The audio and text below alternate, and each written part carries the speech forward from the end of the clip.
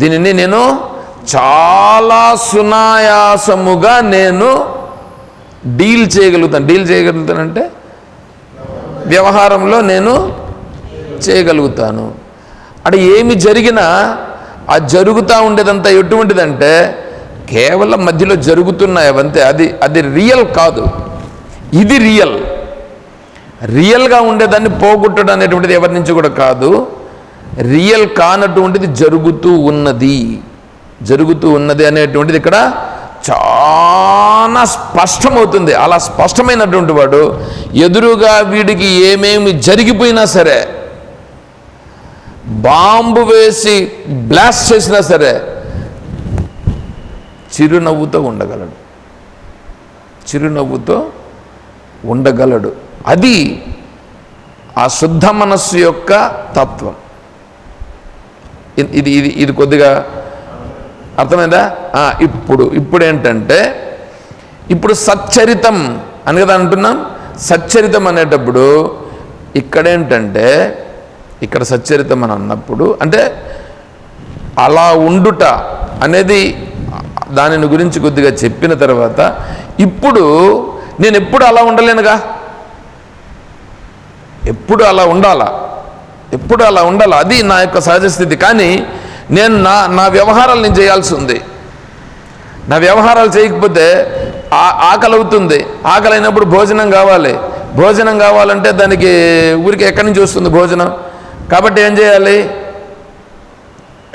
నేను ఇంకా ఒక మాట చెప్తానేనండి. నువ్వు నిజంగా అలా ఉండగలిగితే, నువ్వు అలా ఉండగలిగితే భోజనము నీ దగ్గరకు వస్తుంది. భోజనము నీ దగ్గరికి వెతుక్కుంటూ నీ దగ్గరకు వస్తుంది. అయితే అలా ఉండుట అనేటువంటి దాని కొరకు నేనిప్పుడు ప్రయత్నం చేస్తున్నాను. ఇది అభ్యాసం. ఈ అభ్యాసం చేయాలి. ఇలా అభ్యాసం చేస్తే ఇది యోగం. అర్థమవుతుంది? ఇది యోగం అవుతుంది. కానీ నువ్వు ఇంకేందో కూర్చొని ముక్కు మూసుకొని ముక్కులు కళ్ళు చెవులు అన్నీ మూసేసి ఏందో బిగబట్టేసి, ఇది యోగం కాదు. ఇది హఠయోగం. హఠయోగం వద్దు మనకి. హఠయోగం ద్వారా నువ్వు ఏమీ పీకలేవు, సాధించలేవు అనే మాట నేను చెప్పాలి. నా నోట్లోకి వచ్చింది. కానీ నేనేం చెప్తున్నా, పీకలేవు అని చెప్పాను నేను. అంటే ఏంటి? దాన్ని ఎంత కించపరిచాలనో అంత కించపరిచా. అంటే కించపరిచే ఉద్దేశం ఏమిటి? దాని వైపు కొంతమంది పోయే వాళ్ళు ఉంటారు. వాళ్ళను ఉద్దేశించి చెప్పడం, నువ్వేం పీకలేవునైనా, ఆ మార్గం వద్దు, ఈ మార్గాన్ని ఎంచుకో అని చెప్పుట. ఏడెవరో నలుగురు ఉండాలని కాదు నేను చెప్పడం. ఇది రికార్డ్ అవుతుంది కాబట్టి ఎవడైనా కూడా వినేవాళ్ళు ఉంటారు. అలా వినేటువంటి వాళ్ళను కూడా ఉద్దేశించి మనం ఇక్కడ చెప్పుచున్నాము. కాబట్టి హఠయోగం అనేటువంటిది నీకు నిజమైనటువంటి మార్గాన్ని సూచించదు. సరే, ఇప్పుడు ఏం చేయాలి? నువ్వు ఇక్కడే ఉండు. నువ్వు చేయాల్సిన పనే చెయ్యి.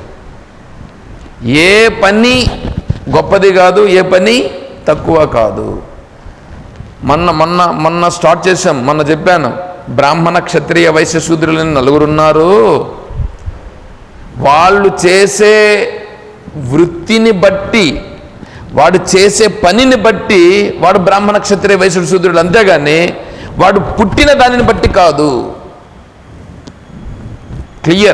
క్లియర్గా చూసుకోండి. ఎంతసేపు అయినా నేను బ్రాహ్మణుడు కాదు, నేను క్షత్రియుడు కాదు, నేను వైశ్యుడు కాదు, నేను శూద్రుడు కాదు అట్లా అనుకోవాల్సిన పనిలా. నేను చేస్తున్నటువంటి దానిని బట్టి శమోదమస్తపశౌచం క్షాంతిరార్జవమేవచ జ్ఞానం విజ్ఞానమాస్తిక్యం బ్రాహ్మం కర్మ స్వభావజం. ఈ కర్మలు ఎవరు చేస్తున్నారో వాళ్ళు బ్రాహ్మణులు. శమః అంతరింద్రియ నిగ్రహం, దమః బాహ్యేంద్రియ నిగ్రహం. తపః ఆలోచించే సామర్థ్యం, శౌచం శుభ్రముగా ఉండుట, బుద్ధి కూడా క్లియర్గా ఆలోచించుట, క్షాంతి ఎక్కడెక్కడ ఎలా ఓపికగా ఉండాలనో అలా ఉండుట, ఎప్పుడెప్పుడు ఏది కరెక్ట్గా చెప్పాలనో సమయాన్ని అనుసరించి ఏది కరెక్ట్గా చెప్పాలనో అది కరెక్ట్గా చెప్పుట, ఆర్జవం సంపాదించుట, రుజుత్వ మార్గములో ఉండుట. రుజుత్వ మార్గములో అంటే మనస్సు ఏం చెప్తుందో నోటితో అదే చెప్పుట, మనస్సుతో నోటితో ఏది చేసినామో అదే శరీరంతో చేయుట, ఇది రుజుత్వం.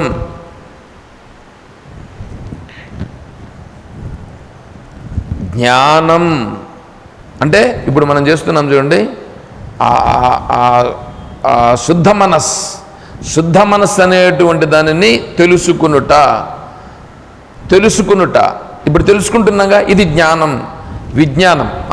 అది నేను అనుభవంలోనికి తెచ్చుకునుట.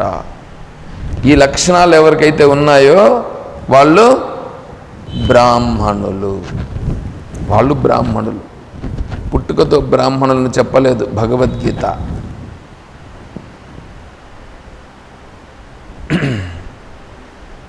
కాబట్టి బ్రాహ్మణ, క్షత్రియ, వైశ్య, శూద్ర వాళ్ళు ఈ పనులలో ఉంటారు. ఎవరైనా సరే వాళ్ళ పనులు చేయవచ్చు. దానిలో వాళ్ళు ఆ పనులను ఎందుకు చేస్తున్నారంటే వాళ్ళ జీవన యాత్ర కొనసాగాలిగా. శరీర యాత్ర, శరీరం ఉందిగా, ఆ శరీరానికి ఆహారం కావాలిగా, శరీరం జీవంతంగా ఉండాలిగా. అందుకొరకు దానికి ఏదో ఒకటి కావాలి కాబట్టి, ఆ తర్వాత శరీరం కూడా యాక్టివ్గా ఉండాలి కాబట్టి దాని కొరకు ఈ కర్మ అంతేగాని ఈ కర్మ చెయ్యడం కోసం కాదు. ఇది యాక్టివ్గా ఉండుట కొరకు. అది దానిలో ఇప్పుడు మీరు చెప్పండి, ఇప్పుడు 1,00,000 కోట్లు కావాలన్నా, లేదా 100 కోట్లు కావాలన్నా, లేదా 1 కోటి రూపాయలు కావాలన్నా, లేదా రొటేషన్ చేస్తూ ఉండాలన్నా, లేకపోతే జీవనం కొనసాగే దాని కొరకు సమయానికి భోజనం, ఉండడానికి వసతి, ప్రశాంతంగా ఉంటూ శుద్ధ మనస్సుగా ఉండుట అనేటంత వరకు కావాలన్నా, అది కావాలని అనుకుంటే ఇప్పుడు మీతోటివన్నీ ఏమైపోయినాయి, మనస్సులో ఉండేటివన్నీ ఏమైపోయినాయి. అమ్మ ఎన్ని దించిపోయినాయంటే ఎన్నో దిగిపోయినాయి. కొంతసేపు కూర్చొని దాని గురించి థింక్ చేస్తే తెలుస్తుంది, అన్నీ రిలీఫ్ అవుతుంది, తేలిక వచ్చేసి ఇప్పుడు ఏంటంటే నేను చేస్తున్నటువంటి కర్మ, నాకు ఒక కర్మ ఉంది. కర్మ నిత్యకర్మ, నైమిత్తిక కర్మ, ప్రాయశ్చిత్త కర్మ, కామ్యకర్మ, నిషిద్ధ కర్మ. నిషిద్ధ కర్మలు నాకు అవసరం లేదు. అవసరమే ఇంకా దాని గురించి నేను ఇప్పుడు ఇక్కడ వివరించను, సింపుల్గా చెప్పుకొని వెళ్ళిపోయాను. ఎందుకంటే ఇక్కడ సచ్చరితం చెప్పాలా. నిషిద్ధ కర్మలు లేవు. శాస్త్రానికి వచ్చినప్పుడు మందు తాగుతూ ఉంటాడా పోయే, అసత్యం చెప్పుకుంటూ ఉంటాడా, వాడి దగ్గర వాడి భజన, వీడి దగ్గర వీడి భజన చేస్తాడా, చేయడు. అర్థమవుతుందా? ఇప్పుడు టీడీపీలో ఉంటాను, మళ్ళీ కాంగ్రెస్ వచ్చేట్లుగా ఉంటే కాంగ్రెస్లోకి పోతాను, ఇట్లుంటాడా? అది రాజకీయాలు. ఇది రాజకీయం కాదు. ఇది ఈ స్వామి దగ్గర ఈ స్వామి చెప్పినట్లు, ఆ స్వామి దగ్గర ఆ స్వామి చెప్పినట్లు కాదు. కాళహస్తిలో నాకు ఉపన్యాసం ఇచ్చిన తర్వాత ఎట్లా చెప్పానంటే నిజంగానే చూపించి చెప్పా. నిజమైన సన్యాసం తీసుకుని చెప్తున్నా, నిజమైన సన్యాసిగా చెప్తున్నా. అంటే అందరూ సన్యాసులందరూ ఎలా ఉంటారంటే ఏం చెప్పినట్లయింది, నేను అక్కడ నిజమైన సన్యాసిగా చెప్తున్నాను. 5 రోజులు ఉపన్యాసం చెప్పారండి. 5 రోజులు ఉపన్యాసం చెప్పిన తర్వాత 5వ రోజు చివరిలో నాకు అవకాశం ఇచ్చారు. అప్పుడు నేను చెప్పిన మాట, నిజమైన సన్యాసిగా చెప్పుచున్నాను అని చెప్పినానంటే ఇంకా నేను దాని గురించి వివరించాల్సిన పనిలే. మిగతా వాళ్ళందరినీ ఏ మాట అన్నానో దాన్ని బట్టి ఇంక మీరే అర్థం చేసుకోవచ్చు. నోరు తెలిసింటే కన్నా ఒక్కరైనా నోరు తెలిసింటే, ఎందుకంటే ఇంతవరకు చెప్పింది గురువులను ఆశ్రయించాలి, గురువులను ఆశ్రయించాలి అని చెప్పినారండి. మీరు గురువులను ఆశ్రయిస్తే మీకు జ్ఞానం కలగదు అని చెప్పా. గురువులను ఆశ్రయిస్తే జ్ఞానం కలగదు, గురువులను ఆశ్రయించి తత్వ విచారం చేస్తే కలుగుతుంది. అంటే ఇప్పుడు ఏమైంది, గురువులను ఆశ్రయించి తత్వ విచారణ చేయాలి, కానీ కేవలం గురువుని ఆశ్రయించి ఫలానా అతను నాకు గురువు అని నువ్వు చెప్పుకుంటే నీకు జ్ఞానం కలగదు. ఎంతసేపు గురువులను ఆశ్రయించాలంట, గురు పాదాలకు పూజ చేయాలంట. ఎవడండి చెప్పింది మీకు? ఎవడు చెప్పాడు మీకు ఇదంతా? ఆ పాదాలను నెత్తిన పెట్టుకోవాలన్నా, పాదాలను నెత్తిన పెట్టుకోవాలంటే ఇప్పుడు కూడా చేసుకుంటూ ఉన్నారు ఈ వెధవలు. తెలుసా మీకు? గురుపాదాలంట, ఇట్లా గురుపాదాలని ఏదో పెట్టుకునేదిను వచ్చేదిను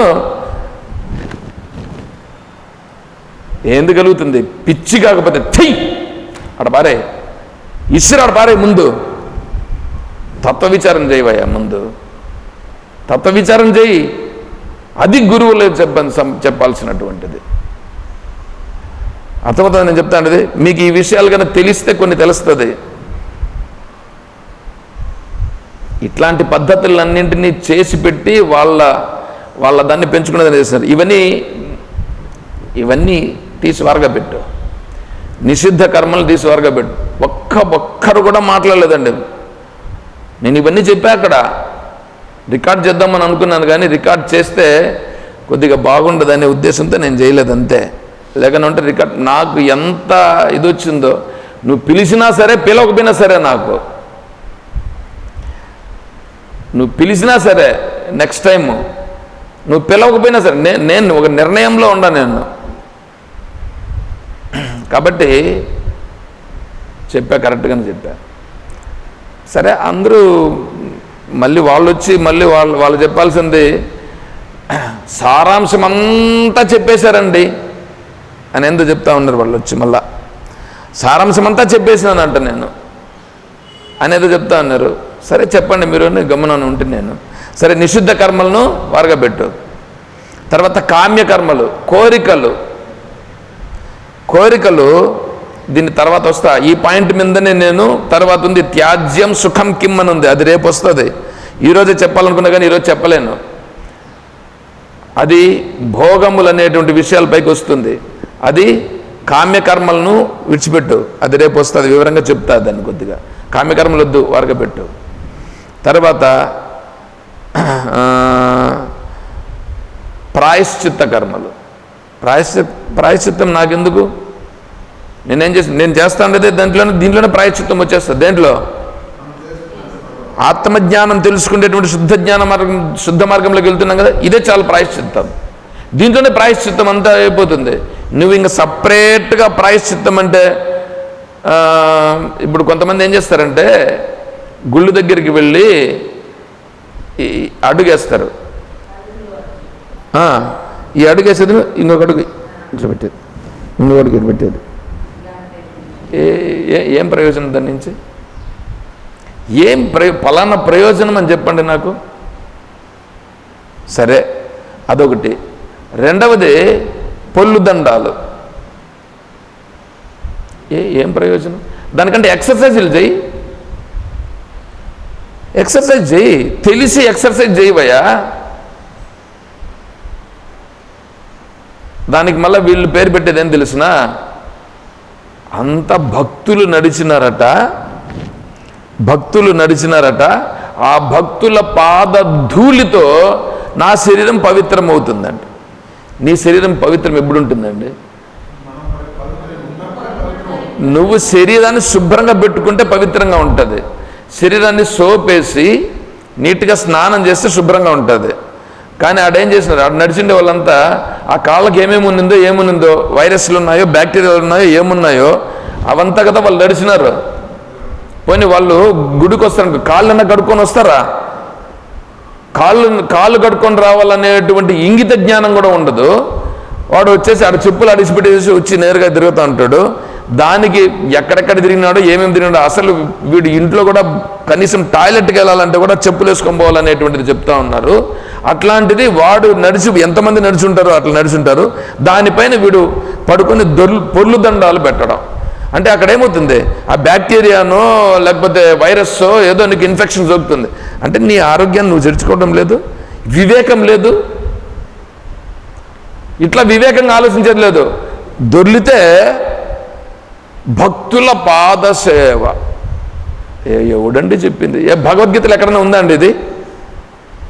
భగవద్గీతలో లేని దాన్ని వీళ్ళ మనస్సుల్లో పెట్టుకున్న దాన్ని తెచ్చి ఇక్కడ పెట్టి ఏం చేసినారు, మనస్సులలో నింపి రుద్ది నాశనం చేసి పెట్టారు. నాకు ఇట్లా మాట్లాడడం అలవాటు అండి, మీరేమనుకోవద్దండి. ఎందుకంటే నేను ఇటువంటి విషయాలను చెప్పేటప్పుడు కొద్దిగా హార్ష్గా చెప్తాను. నేను ఈ హార్ష్గా చెప్తాను అనేటువంటి దానికి సంబంధించి ఒక స్వామీజీ నన్ను ఏం చేశారంటే, స్వామి ఆ కుప్పమోళ్ళు కాబట్టి నేను భరిస్తూ ఉంటారని నేను అన్నారు.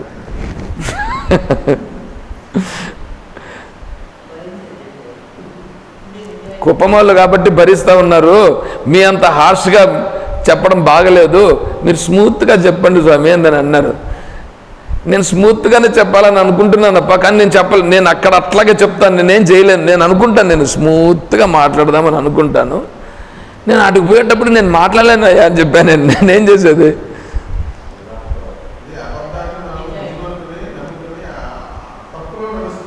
అవును, దాన్ని ఏమంటారంటే శాస్త్రంలో అర్థవాదం అని అంటారు.